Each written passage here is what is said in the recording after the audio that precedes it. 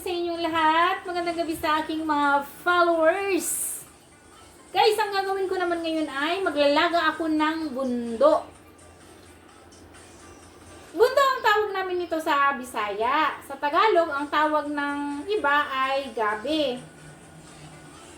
Yung iba, mas gusto nilang gawin itong pampalapot sa nilagang baka o kaya nilagang baboy. Ganon din naman sa amin, ginagamit din namin ito pang palapot sa nilagang baka, nilagang baboy. Pero mas ginagawa namin itong pantawid gutom, lalo na kapag walang mabiling bigas. So ganito yung ginagawa naming hapunan. I-steam mo lang to, pwede ding ginataan at lalagyan mo ng asukal. So ang sarap nito guys.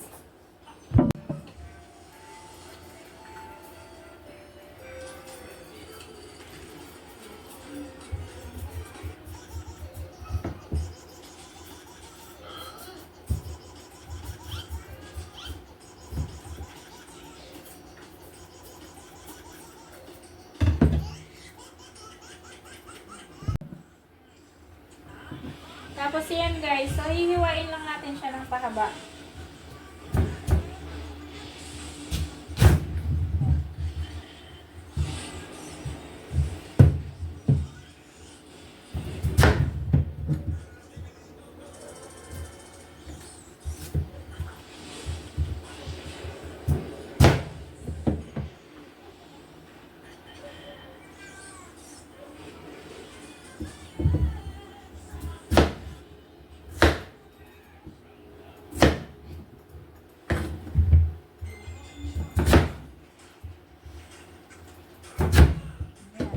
So, yan na siya guys. Tapos lalagay lang natin sa kawali at isasabay na po natin yung gata.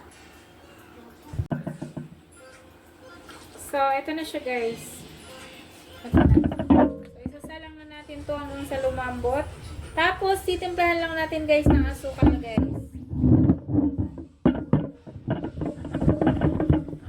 Yan na siya guys.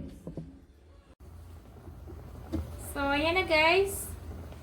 Tatakpan lang natin siya hanggang sa lumambot yung kaniyang texture.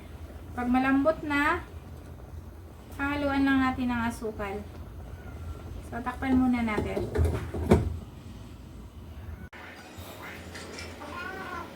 So, hi guys! So, ito na yung natin. Nagawa natin na gabi na ginataan. So, titikman natin naman siya guys kung gaano nga siya kasarap. Kasi yung iba hindi ito alam na pwede pala siyang ganitohin. So, tikman natin guys. Oh, malami siya. Tikman natin. Sarap siyang hapunan.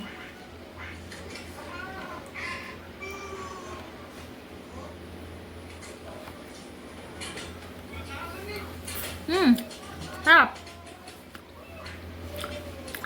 Sarap niya. Hindi rin siya nalalayo sa lasa nung gabi.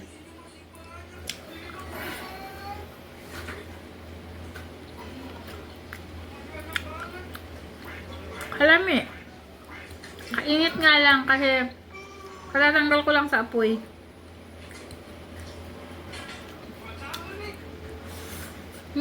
Sarap.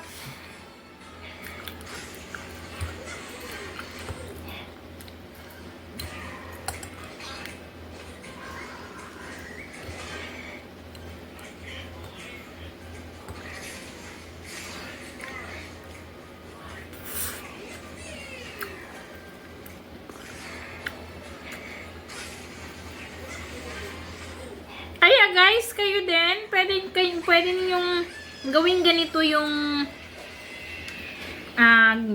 gabi. Pwedeng i-steam nyo lang, pwedeng ginataan. Ang sarap niya guys, masarap siyang hapunan. Sarap. Ang sarap nito oh. Ano siya? Malukit. Ang sarap yung niya. Lasa.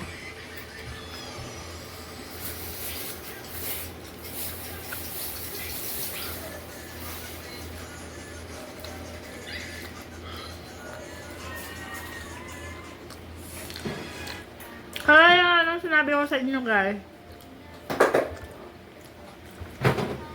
Sa probinsya, ito yung hapunan namin.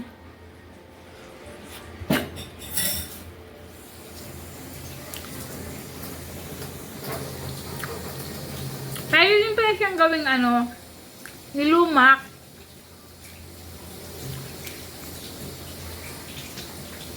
Yung hahaluan mo ng nyog, tapos dudurugin. Nilupak sa Tagalog ba? Ang sarap niya to gawing nilupak.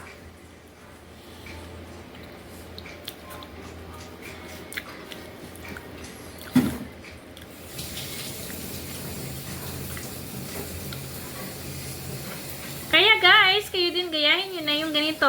So, maraming salamat sa pag-nood ng aking video. Thank you for watching, guys.